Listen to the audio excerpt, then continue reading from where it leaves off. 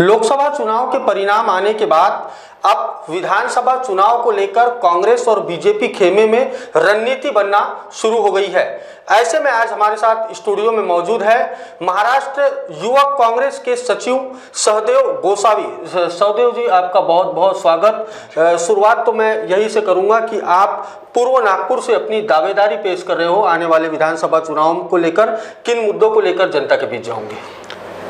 दावेदारी बोले तो हम जनता के बीच हमेशा सामाजिक कार्य करते आए हैं, जनता के सुख दुख में हमेशा सहभागी रहते हैं और दावेदारी करने से पहले जनता के बीच में से हमारा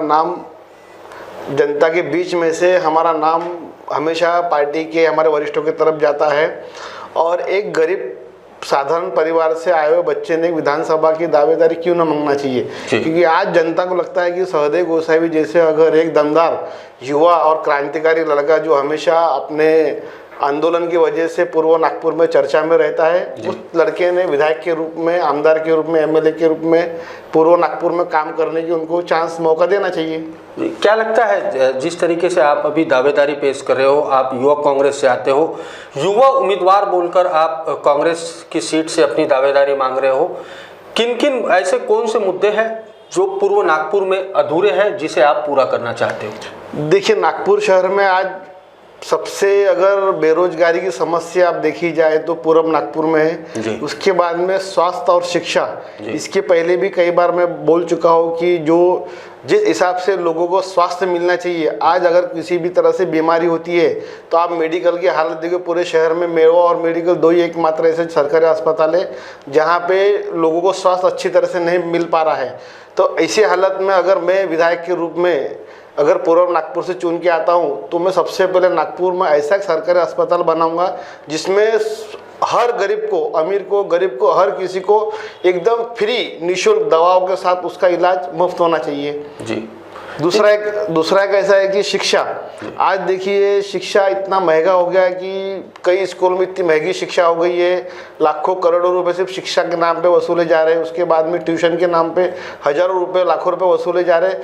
तो शिक्षा ये फ्री होना चाहिए और गरीब बच्चों को भी शिक्षा मिलनी चाहिए। तो जितने भी पूर्व नागपुर में जो कारपोरेशन स्कूल जो चल रही है उसको निरंतर जारी रखूंगा और जो बंद हो गई है उसको जल्दी से जल्दी चालू करने का एक मैं सबसे पहले कार्य करूंगा। जी बिल्कुल। यदि हम रोजगार की, आपने बात नहीं कही कि यानी रोजगार को लेकर क्या प्रयास किए जाएंगे आपकी ओर से? देखिए, पूर्व नागपुर में हमने कई ऐसे मामलों में बात की कि पूर्व नागपुर में रोजगार के नए नए अवसर आना चाहिए। पूर्व नागपुर में उमिया धाम जैसे एरिया में MIDC लगना चाहिए। पूर्व नागपुर में बैद्यनाथ को एक बढ़ावा देना चाहिए, सुरसी मसाले को बढ़ावा देना चाहिए। अगर ये छोटे छोटे स्मॉल फैक्ट्री और बड़ी फैक्ट्री अगर पूर्व नागपुर में आएंगी तो वहाँ लोगों को रोजगार मिलेगा। तो रोजगार ये पूर्व नागपुर में सबसे बड़ी समस्या है और इसको जल्दी से जल्दी हल करना चाहिए। और मैं अगर बनूंगा तो इस पे जल्दी से जल्दी लोगों को कैसे रोजगार दिया जाए ये सरकार के सामने प्रस्ताव रखूंगा। यानी जनता तक आप शिक्षा, स्वास्थ्य और रोजगार के मुद्दों को लेकर जाएंगे। सहदेव जी, ये बताइए कि अब तक महाविकास आघाड़ी में सीटों का बंटवारा नहीं हुआ है। यदि सीट शिवसेना को जाती है तो क्या आप शिवसेना के साथ रहोगे, यूबीटी के साथ? नहीं, हम तो जैसे अभी हमने तो हमारा अभी पार्टी को हमने हमारा पूरा बायोडाटा भेजा है जनता की तरफ से भी। पार्टी ने वहाँ अगर सर्वे किया है, अभी हमारी कांग्रेस पार्टी ने सर्वे किया है, उनमें भी हमारा नाम जाएगा। अगर उसके बाद अगर शिवसेना हमारे मित्र पक्ष को ये टिकट जाती है तो हम हमारी मित्र पक्ष को जिताने के लिए उनके साथ महाविकास आघाड़ी में काम करेंगे। ऐसे कौन से मुद्दे हैं जो पूर्व नागपुर में आज अधूरे दिखाई देते हैं? पूर्व नागपुर में आज जगह जगह तो झोपड़पट्टी क्षेत्र है, छोटे छोटे स्लम एरिया है, वहाँ गार्डन होना चाहिए। आज पूरा एरिया व्यसन मुक्ति की तरफ जा रहा है। हसनबाग देख लीजिए, नंदनवन बस्ती देख लीजिए, मिनी माता नवनगर देख लीजिए, भरतवाड़ा है, शांति नगर है।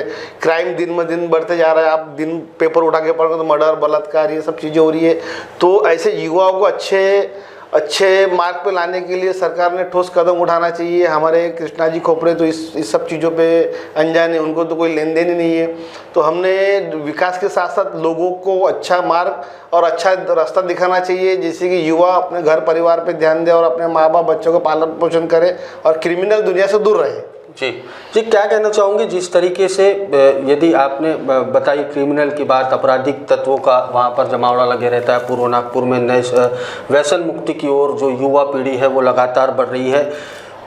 कृष्णा खोपड़े के पहले आप ही के पार्टी के विधायक हुआ करते थे पूर्व मंत्री सतीश चतुर्वेदी उस इलाके में, क्या कहना चाहूँगे उस वक्त और इस वक्त क्या फर्क दिखाई देता है? देखिए, उस वक्त की बात है। आज युवा पढ़ा लिखा है, पढ़ा लिखा होने के बाद भी वो बेरोजगार जैसा उसके ये है। घर में जब घर का बड़ा बच्चा बेरोजगार है तो घर में पैसे नहीं आ रहे, और वो बेरोजगार रहने की वजह से वो लड़का परेशान हो कि वो क्रिमिनल उसके माइंड में आता है और वो उसकी वजह से क्रिमिनल में जा रहा है। तो सबसे पहला इसका निराकरण यही है कि बेरोजगार लोगों को कैसे अपन रोजगार दिया जाए, और इसके लिए सरकार अभी जो है, सरकार ने इसके ऊपर ठोस निर्णय लेना चाहिए। और सतीश चतुर्वेदी और आज की तारीख में आज सिम्बायोसिस जैसी कॉलेज जैसे नागपुर में तो वो डेवलपमेंट हो रहा है जी। उस समय से और इस समय से डेवलपमेंट हो रहा है। अपन सबसे बड़ी चर्चा का विषय है बेरोजगारी जी। तो कैसे अगर एक बेरोजगार बच्चे को अगर वो रोजगार पर जाएगा तो ऑटोमेटिकली वो क्रिमिनल माइंड उसका नहीं रहेगा, और ये इन सभी तो क्रिमिनल दुनिया से दूर रहेगा वो। जी बिल्कुल सहदेव जी, जिस तरीके से हमने देखा है कि पूर्व नागपुर में जातिगत गणित साधने के दृष्टिकोण से यदि बात करें तो हमने देखा है कि अक्सर कांग्रेस ने वहां से तेली समाज का उम्मीदवार दिया है। आप हिंदी साइडर हो, क्या लगता है यदि हम यदि पूर्व नागपुर की बात करें तो वहां से अविनाश पांडे जी ने भी चुनाव लड़ा है, जो आज अखिल भारतीय कांग्रेस कमेटी में है। वही वहां से सतीश चतुर्वेदी भी विधायक रहे हैं, बनवारी लाल पुरोहित ने भी यहाँ से चुनाव लड़ा है। अब आप यहाँ से दावेदारी मांग रहे हो, किस तरीके के नतीजे सामने आ सकते हैं? क्या सामने जनता किसे पसंद करेंगी, क्या लगता है? मेरा एक ही कहना है कि अच्छी सोच, काबिल नीति और समाज सेवा ही मेरी राजनीति जी। हमेशा मैं ना जाति और ना धर्म की राजनीति करते हो, मैंने लोगों के भलाई की बात की, चाहे वो तेली हो, कुनबी हो, मुस्लिम हो, मराठा हो, माझी हो, चमार हो, शेड्यूल कास्ट हो, ऐसे कोई भी हो जी। मेरे दर तक, हमारे ऑफिस तक या हमारे तक कोई इंसान पहुँचता है, हम उसकी मदद के लिए हमेशा भावना रखते हैं। तो हम कभी भी जाति की राजनीति नहीं करते हैं, हम हमेशा सामाजिक सोच और अच्छी सोच लेकर राजनीति करते हैं कि सभी का विकास हो, आखिरी पंक्ति तक जो खड़ा हुआ व्यक्ति है उसका भी विकास हो, और पहली लाइन वाले का विकास हो, गरीब का भी विकास हो, अमीर का भी विकास हो, और हमारे लिए सभी समान है जी। रही समीकरण की बात है तो एक बार अगर कांग्रेस पार्टी ने हमारे को टिकट दी, वैसे अगर आप देखा जाए तो पूर्व नागपुर के विधानसभा में हिंदी साइडर की संख्या 1.25 लाख से ज़्यादा है जी। इसी वजह से बनवारी लाल पुरोहित, अविनाश पांडे जी, सतीश चतुर्वेदी ऐसे हिंदी साइडर लोगों ने राज किया है।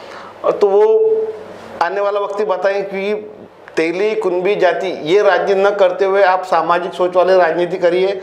और फाइनली एक चीज कहना चाहते हैं, ये पब्लिक है जी। ये पब्लिक ये सब जानती है कौन काम करता है और कौन नहीं करता है जी। जिस तरीके के नागपुर के लोकसभा चुनाव के जो नतीजे सामने आए हैं, पूर्व नागपुर से नितिन गडकरी को ज़्यादा मत मिले हैं, बीजेपी के हिस्से में ज़्यादा मत गए हैं, क्या लगता है विधानसभा चुनाव में किस तरीके के नतीजे सामने आएंगे?